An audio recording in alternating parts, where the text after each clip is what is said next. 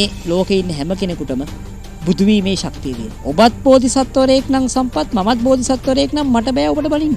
ඔබයි මමයි සමානයි. මම අභියෝග කරනවා ලංකාවේ ඉන්න ඔය කම්මන්තාජන හඳුරෝ ඕන කෙනෙකුට. මේකට කතා කරන ඔය විභජ්‍යවාදීන් සූදානම් නම් විසුද්ධි මාර්ගයේ හෙළටුවාවල හුළඟවත් වැදිලා නැහැ.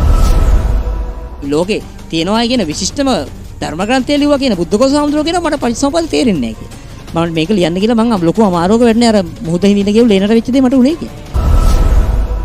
විභංග ප්‍රකරණයේ ධාන විභංගෙදි කියනවා ගණනා කියන එකට දෙන අර්ථකථනය තමයි ප්‍රථම ධාන, ဒုတိ ය ධාන, තෘතිය ධාන, චතුර්ථ ධාන වශයෙන් දැනගනී කියන්නේ. මම එකක් දෙකක් මම මේ කිව්වේ. මම සම්පත් කිසිම දෙයක් නිකන් කියන්නේ නැහැ. ඉතා ගැඹුරු අධ්‍යයනයකින් තොරව. ඉන්දික තොටවත්තයන් අපිට අලුතෙන් රටට හඳුන්වා දෙන්න අවශ්‍ය නැහැ. ඉන්දික ඔබ නිර්මාණය කරන ඔබ ගොඩනගන දර්ශනය පදනම් වෙන්නේ කුමන දර්ශනය මතද? උපතින් හැම කෙනෙක්ම බුදු වීමේ ශක්තිය සහිත බුද්ධාංකුරයක්, බුද්ධ බීජයක් මේ ලෝකේ ඉන්න හැම කෙනෙකුටම බුදු වීමේ ශක්තිය තියෙනවා. ඔබත් බෝධිසත්වරයෙක් නම් සම්පත්, මමත් බෝධිසත්වරයෙක් නම් මට බෑ ඔබට බලින්න. මට බෑ ඔබ විවේචනය කරන්න. එතකොට ඔබයි මමයි සමානයි. හැබැයි මේක ධනාත්මකයි. ඒ කියන්නේ ලෝකේ හැමෝම පෞකාරය කියලා ඕනනම් උගන්වන්න පුළුවන්. ඒකෙනුත් ලෝකේ යම් සමාන තත්ත්වයක් හදන්න පුළුවන්. ලෝකේ හැමෝම බෝධිසත්වරු කියලා උගන්වලා ලෝකේ සමාන තත්ත්වයක් හදන්න පුළුවන්. දෙකෙන් හැබැයි ධනාත්මක සහ වඩා වැඩදායක වෙන්නේ හැමෝම බෝසත්වරු කියන එක. මේක මහායාන විතර නෙමෙයි. දැන් ඔබ දැකලා ඇති පරණ පුස්කොළ කේන්දරවල ලියන්නේ අහවල් මාසේ අහවල් නැගතේ අහවල් තිතියෙන් උපන් පින්වත් ශ්‍රී වීර කුමරු හෝ ශ්‍රී වීර කුමරිය කියලානේ. මොන හතර කේන්දරේ පාළුණා මොන කාලකන්ණි යෝග තිබුණත් කේන්දරේ ලියන්නේ එහෙමනේ. ඒ තමයි අපේ තිබුණ අර ධනාත්මක ආකල්පයේ මේ බුද්ධ දේශනාවත් එක්ක අපි කියන්නේ හැම කෙනෙක්ම බුදු වීමේ, ඒ කියන්නේ බුදු වීමේ ක්‍රියාවලිය අපිට වෙනම කතා කරන්න පුළුවන්. ඒක ඕනනම් වෙන කාලෙක. ඒ කියන්නේ දැන් මම පිටසක්වල බුදුවරුන් සම්බන්ධව විශ්වාස කරන කෙනෙක්. ඒක සම්පත් ඕනනම් මේ අද සාකච්ඡාව හෝ වෙන සාකච්ඡාවක මම ඔබට ඕනනම් තාර්කිකව ඔප්පු කරලා පෙන්නන්නම් මේ විශ්වයේ මේ අපි කතා කරන මොහොත වෙද්දිත් කෝටි ප්‍රකෝටි ගණක් බුදුවරු ඉන්නවා කියලා ඕනනම් තේරවාදයෙන් ඔප්පු කරලා පෙන්නන්න. මහායානෙන් නෙමෙයි. නෑ ඉන්දික ඉතා පැහැදිලි. දැන් විශ්වයේ විවිධ තලවල මේ අපි කතා කරන මොහොතේත් බුදුවරු බුදු වෙලා ධර්මයේ දේශනා කරනවා වෙන්න පුළුවන්. දැන් ඉන්දික එතකොට ලෝකේ මේ වන විට බෞද්ධ දර්ශනයට නැඹුරු වීම පිළිබඳ ලොකු ප්‍රවණතාවයක් ඔබ දකින්නවද නැද්ද විශේෂයෙන් බටහිර චින්තනය තුළ? පැහැදිලිවම බෞද්ධ දර්ශනයේ නැඹුරු වීම ප්‍රවණතාවයක් තියෙනවා. දැන් හැබැයි ඇත්තටම අපේ තිබුණානේ. දැන් මම කියන්නේ මට ප්‍රශ්නේ තියෙන්නේ දැන් මේ දැන් තියෙන තේරවාදී සම්ප්‍රදාය ගැන. නැත්තම් දැන් අපේ හෙළටුවා හරහා අපේ මේ රටේ ස්වාමීන් වහන්සේලා ගොඩනගපු මහා දැනුම් සම්භාරයක් තිබුණා. ඒ කියන්නේ ඒ දැනුම් සම්භාරය මගේ පුද්ගලික විශ්වාසය ලංකාවෙන් නැති වෙන්නේ බුද්ධඝෝෂ හාමුදුරුවෝ සහ සමාජයට උන්වහන්සේ පිටුපස්සේ ඉරපු කණ්ඩායමක් විසින් කරපු කුමන්ත්‍රණයකි. ඒක වගකීමෙන් කියන්නේ දැන් ඔය හේතුවාදීන් කියනවනේ බදන්තාචාර්ය බුද්ධඝෝෂ හාමුදුරුවෝ ධර්ම විකෘති කරේ නැහැ කියලා. මම මේ වතාවෙත් අභියෝගයක් කරනවා නැවත.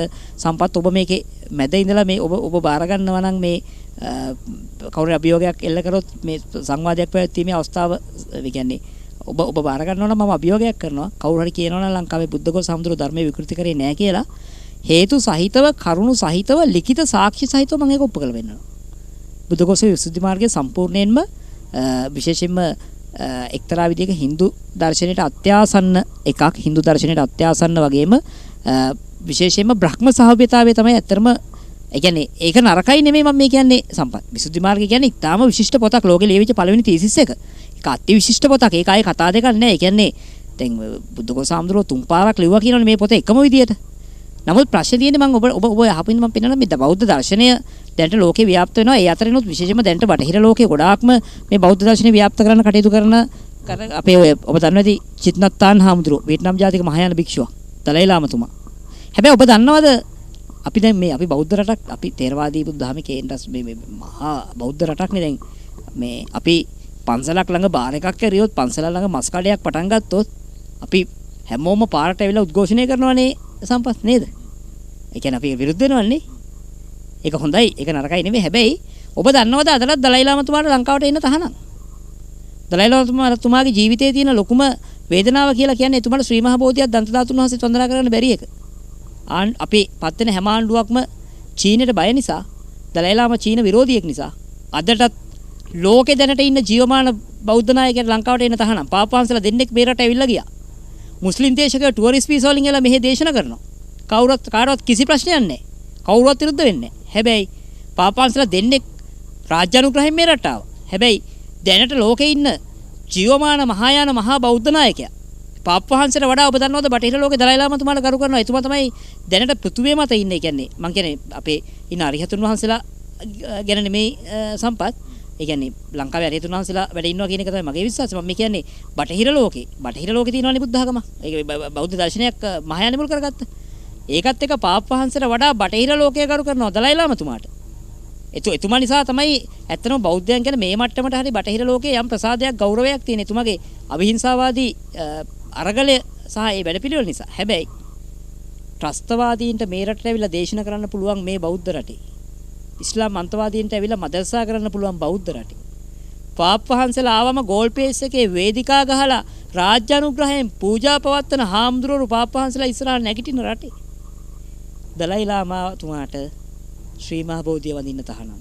දලයි ලාමාතුමාට දන්ත ධාතුන් වහන්සේ වඳින්න තහනම්. දලයි ලාමාතුමාට ලංකාවට එන්න තහනම්. කිසිම හාමුදුරුවෝ කෙනෙක් ඒකට විරුද්ධ වෙන්නේ නැහැ. දැන් ඉන්දිකාවේ මහායාන සම්ප්‍රදාය තුල බෞද්ධ දර්ශනේ මොනවද තියෙන්නේ? මහායාන සම්ප්‍රදායේ ප්‍රධානම අරමුණ බුද්ධත්වය. මහායාන සම්ප්‍රදායේ ඒ කියන්නේ ඥාන තුනක් තියෙනවනේ. බුදු වෙන්න පුළුවන් කැමති නම් කෙනෙකුට. කැමති නම් පසේ බුදු වෙන්න පුළුවන්. කැමති නම් අරහත් වෙන්න පුළුවන්. ඒ කියන්නේ ඒකෙන් මහායානිකයා තෝරගන්නවා අමාරුම එක. බුද්ධත්වය. දැන් මම අර බෝධිසත්ව සංකල්ප ගැන ඔබට කිව්වා නේද? ජපානයේ ඔබ දැකලා ඇති ගොඩක් අය තව කෙනෙක් හම්බුනම ඔළුව නවනවා. ජපන් ජාතිකයෝ. ඒකට හේතුව තමයි ජපන් ජාතිකයෝ විශ්වාස කරනවා. සම්පත් මම ජපන් ජාතිකයෙක් නම් මම විශ්වාස කරනවා ඔබ මම ඉස්සරහට හම්බුනොත් මගේ ඉස්සරහින් අනාගත බුදුවරයෙක් කියලා. අනාගත බුදුවරයෙක්ට කරන ගෞරවයක් හිතෙන මේ ඔළුව නමන. ඒ කියන්නේ දැන් බුදු වීම ටිකක් නෙමෙයි බුදු වීම දුෂ්කරයි. හැබැයි දැන් මේකෙදි කාට හරි තරකයක් ගන්න පුළුවන් මෙන්න මෙහෙම එකක්. මේ දැන් මේ එක වරකට මේ ලෝකේ බුදුවරු පහළ වෙන්නේ. ඒ කියන්නේ ලෝකෙක බුදුවරු දෙන්නෙක් පහළ වෙන්නේ නැහැනේ. ඒක මිලින්ද ප්‍රශ්නේ බොහොම පැහැදිලිව කියනවා. නෑ ලෝකේ කියන එකට වඩා අපිට මේ පෘථිවිතලේ ඒක තමයි. පෘථිවිතල බුදුවරු දෙන්නෙක් පහළ වෙන්නේ නැති නිසා අපි බුද්ධත්වයට ප්‍රාර්ථනා කරන ප්‍රායෝගික කියලා ප්‍රශ්නයක් තියෙනවා. හැබැයි ඔබ මතක තියාගන්න සම්පත් කිසිම බුදුවරයෙක් තමයි මේ පාරමිතා පුරන්න පටන් ගන්න පෘථිවිය බුද්ධත්වයට ලබන්නේ නැහැ. ඇයි? අපේ සෞරග්‍රහ මණ්ඩල වලට අදාළ තාරකා වලට එච්චර දීර්ඝ කාලයක් නැහැ. දැන් අපි මේ දන්න පෘථිවියේ ආයුෂ අවුරුදු බිලියන 4.5යි. අපි මේ දන්න සූර්යාගේ. අපි මේ දන්න විසිබල් යුනිවර්ස් එක මේ දන්න විශ්වයේ ආයුෂ අපි ඒක ආයුෂ කියන්නේ මේ දැනට වයස ආයුෂ නෙමෙයි සමාන වයස අවුරුදු බිලියන 13.75යි ආසන්න වශයෙන්. ඒ කියන්නේ අවුරුදු කෝටි 1375යි. හැබැයි කල්පලක්ෂයක් පාරමිතා පුරන්න පටන් ගත්තා නම් බුදුහාමුදුරුවෝ කොයිතරම් ඈතද පටන් ගන්න නැත්තේ. අපි දන්නේ මේ දෙපැත්තටම ගත්තොත් ආලෝක වර්ෂ බිලියන 93ක් පමණ වෙන විසිබල් යුනිවර්ස් එකක අවකාශය ගැනත් සුළු වශයෙන් හොදන්නේ. අවුරුදු බිලියන 13.75ක කාලය ගැනත් විතරයි අපි දන්නේ. එතකොට මහායානය ඉතා විද්‍යාත්මක දර්ශනයක්. මහායානය පිළිගන්නවා ඉතාම දියුණු පිටසක්වල ලෝක ධාතු වල ඉන්න බුදුරු උදාහරණයක් කියලා අමිතාභය බුදුරජාණන් වහන්සේ. අමිතාභය බුදුරජාණන් වහන්සේ වැඩ ඉන්නේ සුඛාවතී ලෝකේ. ඒක ඇත්තටම මේ සයන්ස් ෆික්ෂන් සුඛාවතී ව්‍යුහ සූත්‍රයේ සද්ධර්ම පුණ්ඩරික සූත්‍රය කියවද්දී සම්පත් ඒවා සයන්ස් ෆික්ෂන් වගේ. ඒ කියන්නේ ඒවා දැන් අපේ ජාතක පොතේ තියෙන කතා ගොඩාක් වෙලාවට තියෙන ජන කතා එකතු කරපුවානේ. ඒවා ෆික්ෂන් ප්‍රබන්ධ. හැබැයි මහායානයේ තියෙන එකක්වත් ප්‍රබන්ධ කියලා හිතුවත් ඒවා නිකම් ප්‍රබන්ධ නෙමෙයි. විද්‍යා ප්‍රබන්ධ සයන්ස් ෆික්ෂන්. ඒ කියන්නේ සුඛාවතී ව්‍යුහ සූත්‍ර දෙකක් තියෙනවා. චූල සුඛාවතී ව්‍යුහ සහ මහා සුඛාවතී ව්‍යුහ. මේ සූත්‍ර දෙක බැලුවම මේකේ තියෙන තනිකරම අද නූතන මේ තාරකා ජීව විද්‍යාඥයෝ කියන ඔය දන්න තාරකා ජීව විද්‍යාඥයෝ ජීව වර්ග බෙදනවා. ඒ කියන්නේ grade 1 grade 2 ආදී වශයෙන්. දැන් grade 4 grade 5 වගේ ඊටාම දියුණු තලවල ඉන්න aliens ලගේ දියුණු පිටසක්වල ශිෂ්ටාචාරයක් ගැන තියෙන විස්තරයක් තමයි ඒකේ තියෙන්නේ. ඒ කියන්නේ දැන් අනිත් දේවවාදී ආගම් හිතුවේ මේ පෘථුවිය විතරයිනේ තියෙන්නේ. දැන් බයිබලයේ තියෙන දෙවියන් වහන්සේ ආරම්භයේදී අහසත් පොළොවත් මෙවුසේක. මේ පොළොව මේ විශ්ව අපි දන්න විශ්වය විතරක් ගත්තත් ආලෝක වර්ෂ බිලියන 93කින් එහා තව කොයිතරම් අනන්තයේ විශ්වයන් තියෙන පුළුවන්ද සම්පත්. නමුත් මම කියන්නේ අපි දන්න විශ්වය තුල ගත්තත් අපි වගේ පෘථුවිය කොච්චර තියෙන්න පුළුවන්ද මේ විශ්වය තුල. ඒ වගේම ඒ පෘථුවිය වල කොයිතරම් ජීවීන් ඉන්න පුළුවන්ද. හැබැයි බයිබලයේ ලියපු යුදෙව් ජනයා දැනගෙන හිටියේ මේ පෘථුවිය ගැන විතරයි. ඒ නිසා ලිව්ව දෙවියන් වහන්සේ ආරම්භයේදී අහසත් පොළොවත් මෙවුසේක කියලා. කුරානෙට ඒක එද්දි මේක 7ක් විතර අහස්තල 7ක් ගැන කියන. හැබැයි තේරවාදී බුද්ධ ආගමේ කතා කරනවා දසසහස්සී ලෝක ධාතුවක් ගැන. කියන්නේ බුදුවරයෙක්ට ධර්මයේ ප්‍රචාර කරන්න පුළුවන් සීමාවක්. මහායානේ කතා කරනවා ඊට වඩා කෝටි ප්‍රකෝටි ගණන් ලෝක ධාතු. ඒ කියන්නේ ඒ ලෝක ධාතු ගණන්නේ දැන් අමතාවේ බුදුරජාණන් වහන්සේ වැඩ ඉන්න ලෝකේ ගැන කියන්නේ උදාහරණයක් ගංගානම් ගඟේ වැලි ගම් යූරේ තියෙන වැලි කැට වගේ 10 ගුණයක් විතර චක්‍රාවාට පහු කරන් ගියාම තමයි මේක අහුවෙන්නේ. ඔබට තේරෙනවද මේ මිම්ම කොයිතරම් නූතනේ මේ අපි කතා කරන ප්‍රසාරණය වෙන විශ්වත් එක්ක ගැලපෙනවද කියලා? මේක මේ සෙල්ලම් වැඩක් නෙමෙයි. හැබැයි මම මේ කියන්නේ කවුරු හරි අරහත් වෙන්න ප්‍රාර්ථනා කරනවා නම් ඒක නරකයි කියලා නෙමෙයි ඈ. කවුරු හරි කාට හරි කැමති නම් ඒක කරන්න පුළුවන්. ඒකේ කිසි ප්‍රශ්නයක් නැහැ. ඒ කියන්නේ හැබැයි ඒක කරන්න බෑ කියලා වගකීමෙන් කියන්න පුළුවන් මේ බුද්ධඝෝෂ සාමුදුරන්ගේ විසුද්ධි මාර්ගයත් එක්ක යන මේ සම්ප්‍රදාය. විසුද්ධි මාර්ගය තුල ඉන්දික නිර්වාණය පසක් වෙන්නේ නැද්ද? නෑ. ඒ කියන්නේ මම ඔබට වැරදිච්ච තැන පෙන්වන්නද? විසුද්ධි මාර්ගය බුද්ධඝෝෂ සාමුදුර ලංකාවට ආවම එයාට අට කතා පරිවර්තනය කරන්න ඕනේ කොහොම එයාට තීසිස් එකක් ලියන්න දෙනවා. ඒකට අදාළ ගාථා දෙකක් තියෙනවා. ඔය සංයුක්ත නිකායේ තියෙනවා. එක දේවපුත්‍රයෙක් ඇවිල්ලා බුදුරජාණන් වහන්සේගෙන් අහනවා අන්තෝ ජටා බහි ජටා ජටාය ජටිතා පජා තන්තං ගෝචතම පුච්චාමි සෝයිමං විජටේ ජට කෝයිමං විජටේ ජට. ඒ කියන්නේ ඇතුළෙත් ගැට පිටතත් ගැට මේ ගැටලු ලියන මග මට කියන්න කියලා. ඒතර ගෞතම බුදුරජාණන් වහන්සේ කියනවා සීලේ පතිත්තාය නරෝසපඤ්ඤෝ චිත්තම් පඤ්ඤංච භාවයන් ආතාපි නිපකෝ බික්කු සෝයිමං විජටේ ජට. මෙන්න මේ සීලේ පතිත්තාය නරෝසපඤ්ඤෝ චිත්තම් පඤ්ඤංච භාවයන් ආතාපි නිපකෝ බික්කු සෝයිමං විජටේ ජටා කියන ගාතාව තමයි සම්පත් මේ බුද්ධඝෝෂ සාමුදුරන්ගේ තීසිස් එකට විසුද්ධි මාර්ගයට පාදක වෙන්නේ. හැබැයි අපි අමතක නොකළ යුතු එකක් පළවෙනි කාරණේ තමයි මේ විසුද්ධි මාර්ගය මහා විශිෂ්ට පොතක් කියලා. ඒක විශිෂ්ට පොතක් තමයි. විශිෂ්ටම පොතක් කියලා කියන තේරවාදීන් අමතක කරනවා මේ විසුද්ධි මාර්ගයේ බුද්ධඝෝෂ ලියන්නේ හෙලටුවා කියවන්නේ නැතුව. හෙලටුවා කියවන්න දෙන්න නම් මේක ලියන්න කියලානේ කියන්නේ සම්පත්. ඒ කියන්නේ මෙයා එන්නේ හෙලටුවා පරිවර්තනය කරන්න. ඒතර මහවිහාරයේ හාමුදුරුවෝ කියනවා ඔයාට එහෙම දෙන්න බෑ. ඔයා මේකට තීසිස් එකක් ලියන්න කියලා. ඒතර දෙන්න බෑ කිව්වා නම් ඔබට තේරෙන්න ඕනේ සම්පත් මෙයා මේක ලියන්නේ හෙලටුවාවල කිසිම ස්පර්ශයක් උණුසුමක්වත් නැතුව. හෙලටුවාගෙන නොදෙන. එතකොට එයාට ලියන්න වෙන්නේ එයා දන්න එයා වේද පරප්‍රාප්ත බමුණෙක්. යෝගම ඉන්දියාවේදී යම් ප්‍රමාණයකට බුද්ධ දේශනාව නමින් යම් දෙයක් ඉගෙන ගත්ත බමුණෙක් බමුණෙක් හැටියට බහන වෙච්ච කෙනෙක්. අමතක නොකළ යුතු එයා ලියපු මේ විසුද්ධි මාර්ගයට හෙලටුවා අපි අපේ භික්ෂුන් වහන්සේලා ලියලා තිබුණ හෙලටුවා වල උණුසුමවත් වෙදිලා නැහැ. මම අභියෝග කරනවා ලංකාවේ ඉන්න ඔය කම්මන්තාජන හාමුදුරුවෝ ඕන කෙනෙකුට. මේ ගැන කතා කරන ඔය විභජ්‍යවාදීන් සූදානම් නම් ඕන කෙනෙකුට මම අභියෝග කරනවා. විසුද්ධි මාර්ගයේ හෙලටුවා වල හුළඟවත් වෙදිලා නැහැ. ඒ හෙලටුවා පරිවර්තනය කරන්න දෙන්න නම් මේක ලියන්න කියලානේ කිව්වේ. ඉතින් පරිවර්තනය කරන්න විසුද්ධි මාර්ග ලියන්න හෙලටුවා බලන්න දුන්නා නම් එයා එහෙම පරිවර්තනය කරගන්න ඕනේ. අය අවසර ගන්නේ මොකටද සම්පත්? එතකොට මෙයාට වැරදිච්ච තැන තමයි බුද්ධඝෝෂ හාමුදුරුවන්ට සීලේ පතිත්තාය නරෝ සපඤ්ඤෝ කියන දේ. මෙතන සපඤ්ඤෝ නරෝ කියන්නේ ප්‍රඥාව සහිත නරයානේ මිනිසානේ.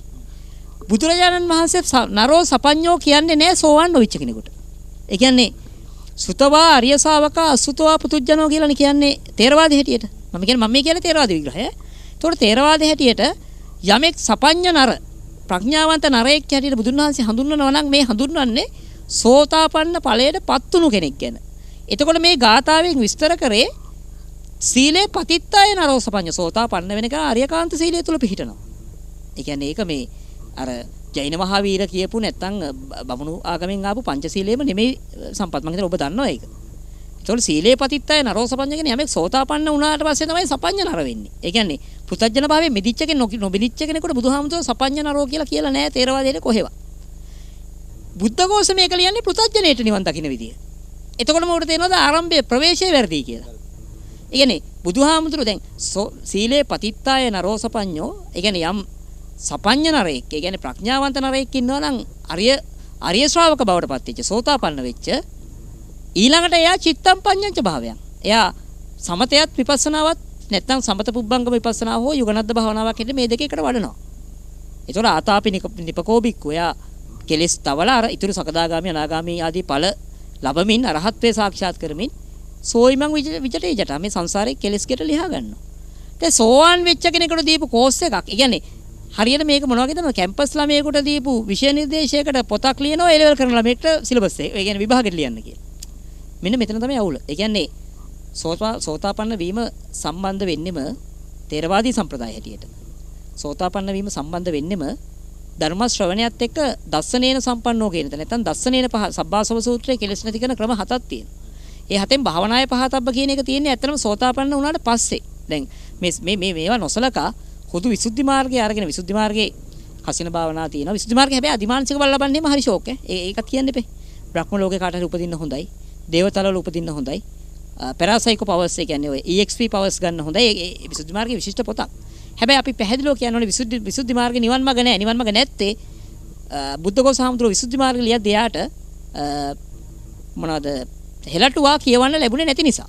පළවෙනි තර්කය. ඊළඟට විසුද්ධි මාර්ගයේ ශතවර්ෂයක විතර කලින් ලියවෙච්ච විශිෂ්ට පොතක් තියෙන උපතිස්ස මහරහතන් වහන්සේ ලියපු ඒක ඇත්තටම අබේගිරි සම්ප්‍රදායයේදී පොතක් නිසාදෝ ඒක කවුරුවත් ගණන් ගන්නෑ විමුක්ති මාර්ගය. විසුද්ධි මාර්ගයේ මෙච්චර අගය කරන කිසි කෙනෙක් විමුක්ති මාර්ගය ගැන සම්පත් වචනයක්වත් කතා කරන්නේ නැහැ. නිසා විසුද්ධි මාර්ගයට වඩා මගේ පුද්ගලික විශ්වාසය විමුක්ති මාර්ගයේ විශිෂ්ට පොතක්. හැබැයි ඒක ගැන අපි කවුරුත් කතා කරන්නේ නැහැ.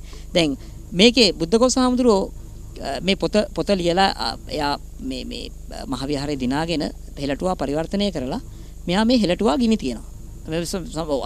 අපේ පොත් ටික ගිනි තියනවා. ඇත්තු 7 දිනක් බඩ පොත් ගිනි තිබ්බා කියලා තියෙනවා. මම ඔකට මූලාශ්‍රයක් කියන්නේ නැත්තම් මේවා මම හිතලා කියනවා කියයිනේ. පොල්ලත්තේ බුද්ධදත්ත හාමුදුරුවෝ පොත් තුනක් ලිව්වා. තේරවාදී බෞද්ධාචාර්යෝ, ಭಾರತೀಯ බෞද්ධාචාර්යෝ සහ සමීපාතීතේ බෞද්ධාචාර්යෝ කියලා මේ පොත් තුන හරි වැදගත් මේ අධ්‍යයනය කරන කෙනෙකුට. මේ තේරවාදී බෞද්ධාචාර්ය පොතේ බුද්ධඝෝෂ හාමුදුරුවෝ ගැන ඉතාම හොඳ විස්තරයක් තියෙනවා. ඒ පොතේ ඉතාම පැහැදිලිව තියෙනවා සෑමලුවට ගෙනල්ලා මේ පොත් රුවන්වැලි සෑමලුවට ගෙනල්ලා නිකන් නෙමෙයි. සම්පත් මේ රටේ ඉන්න ප්‍රබුද්ධ කතෝලික අය ඉන්නවා මම දන්න. බුදුරජාණන් වහන්සේගේ පින්තූරයක් තියෙන පත්‍ර කොලයක් ඒගොල්ලෝ මොන හරි භාණ්ඩයක් ගේනකොට ඔතාගෙන ඇවිල්ලා තිබුණොත් දැක්කොත් ඒගොල්ලෝ ඒක විසි කරන්නේ නැතියි. මම හිතනවා ඔබත් දන්නවා ඇති. ප්‍රබුද්ධ කතෝලික මිනිස්සු. එහෙම රටක ඉන්දියාවෙන් ආව බුද්ධඝෝෂ හාමුදුරුවෝ අපේ අටුවා පොත් ගිනි තියනවා රුවන්වැලි සෑමලුවේදී. කොහොමද සෙල්ලම? මේ ගිනි තියන්නේ බෞද්ධ පොත්. දැන් සම්පත් මම සිංහලෙන් ලියපු පොතක් ඉංග්‍රීසියට ට්‍රාන්ස්ලේට් කරලා ඔයා ඒ පොත හරියට ට්‍රාන්ස්ලේට් කරා නම් ඔයාගේ යටි අරමුණක් නැත්නම් ඇයි ඔයා මම සිංහලෙන් ලියපු පොත සම්පූර්ණයෙන්ම නැති කරන්නේ? ඇයි ඒක ගිනි තියන්නේ? අවශ්‍යතාවයක් නැහැ නේ. මොකද අපිට කරුණු එක්ක පෙන්වන්න පුළුවන් බුද්ධඝෝෂ හාමුදුරුවෝ විසුද්ධි මාර්ගය කියන භාවනා ක්‍රම ඉතාම පැහැදිලිව විරුද්ධයි බුද්ධ දේශනාවට. ඒ උදාහරණයක් මම ඔබට එකක් කියන්නම් වැඩි නෙමෙයි. එක තැනක බුදුරජාණන් වහන්සේ කියනවා මුට්ටස්ස සතිස්ස ආනාපාන සති නවදාමි. කියන්නේ මේකේ මගේ උච්චාරණ සමානට වෙනස් වෙන්න පුළුවන්. මොකද ඔබ දන්නවා මම ෂෝට් නෝට් එකක් තියාගෙන නෙමෙයි කතා කරන්නේ. මගේ සරල සිංහල කියන්නම් බුදුරජාණන් වහන්සේ දේශනා කරනවා සිහිය මොට වූ තැනැත්තාට මම ආනාපාන සතිය දේශනා නොකරමි.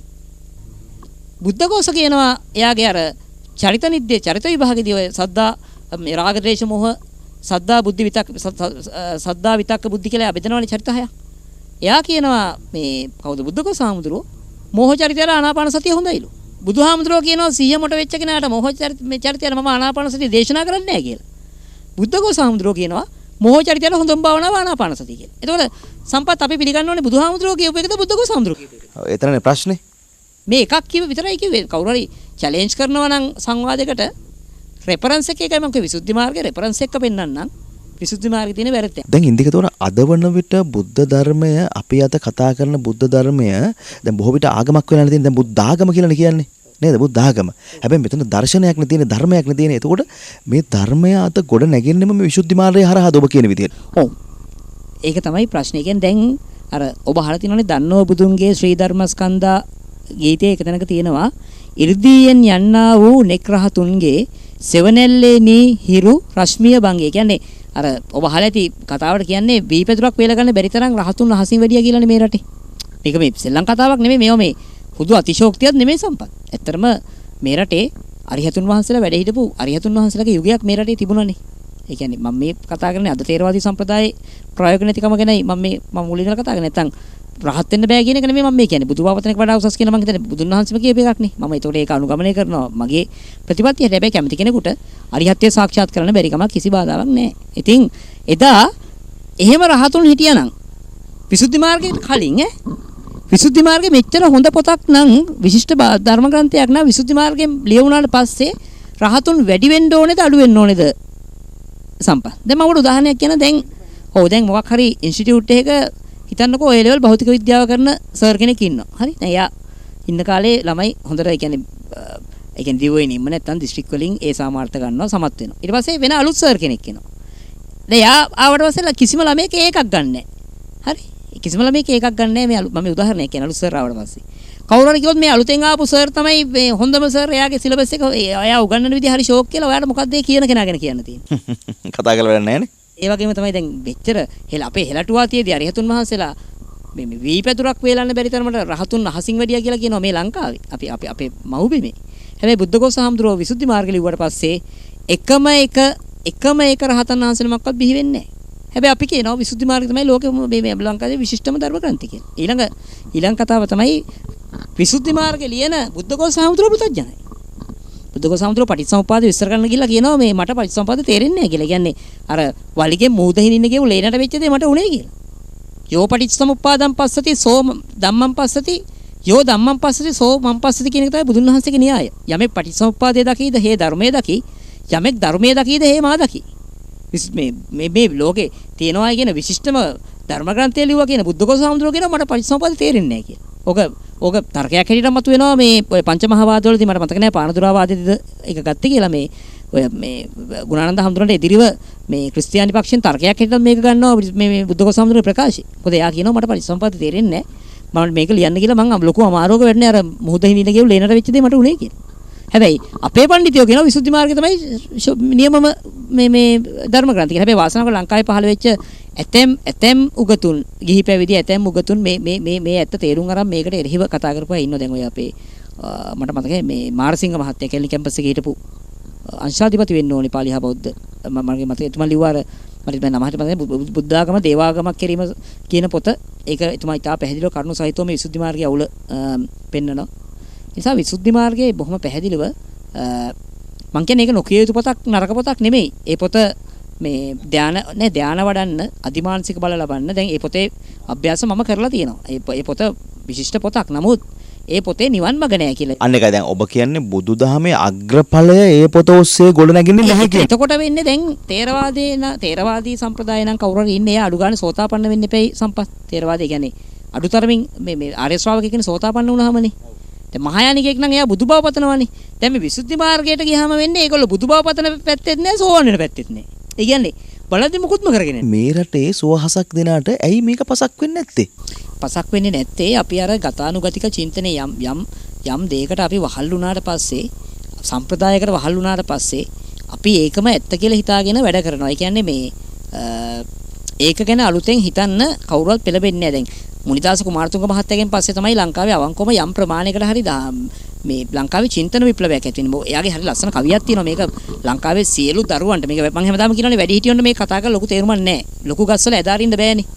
දරුවන්ට තේමා පාඨ කරන්න ඕනේ. මොකද එයා කියනවා විමසුවයි යමෙක් යානම් නරකාදී මට සුවයි එහිම යමි වෙනතක නෑදී. පැවසුවයි බොරුව සගයා නම් පෑදී පහසුවයි මෙහිම වනු ඔහු එහි ආදී. විමසුවයි යමෙක් යානම් නරකාදී. කවුරු හරි විමර්ශනය කිරීමේ වරදට අපාගත වෙනවා නම් ඒ කියන්නේ අපාය යන්න තියෙන ප්‍රධාන හේතුව සිතීම විමසීම නම් සම්පත් මට සුවයි එහිම යමි වෙනතක නෑදී. මට එහෙ යන්නේක හොඳයිලු වෙන කොහෙවත් යන්නේ නැතුව. පැවසුවයි බොරුව සගයා නම් පෑදී. බොරු කියන්නේ උන් යන්නේ දිව්‍ය ලෝකෙට නම් සම්පත්. බොරුව ස්වර්ගේ බොරු කියන අය බොරුව විසින් ස්වර්ගයට ගෙනියනවා නම් පහසුවයි මෙහිම වනු ඔහු එහි ආදී. බොරු කියන උන් ඔක්කොටම දිව්‍ය ලෝකෙ යන්න දීලා අපි මෙහෙ ඉන්න එක වඩා හොඳයිලු. ඉතින් ඕක අපේ ජාතික කවිය බවට පත් කරගත්තොත් මේ ප්‍රශ්න වලින් භාගයකට වඩා විසඳෙනවා. ඒ කියන්නේ දැන් බුද්ධඝෝෂ සාමුද්‍රෝ භාවනා ආනාපානසතිය ගැන කියද්දි ගණනා කියලා කියන තැන කියන්නේ අර 1 2 3 වශයෙන් ගණන් කරන්න කියලා. හැබැයි විභංග ප්‍රකරණයේ ධාන විභංගෙදි කියනවා ගණනා කියන එකට දෙන අර්ථකථනය තමයි ප්‍රථම ධාන, ဒုတိ ධාන, තෘතිය ධාන, චතුර්ථ ධාන වශයෙන් දැනගනී කියන එක. කොහොමද වෙනස? මම එකක් දෙකක් මම මේ කිව්වේ. මම සම්පත් කිසිම දෙයක් නිකන් කියන්නේ නැහැ. ඊටාම ගැඹුරු මම හිතන්නේ ඔබ දන්නවා ඒක. ඊටා ගැඹුරු අධ්‍යයනයකින් තොරව.